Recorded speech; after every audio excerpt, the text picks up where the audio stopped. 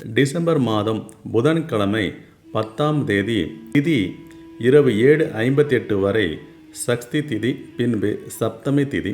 நட்சத்திரம் காலை 8:36 வரை ஆயில்யம் நட்சத்திரம், பின்பு மகம் நட்சத்திரம்.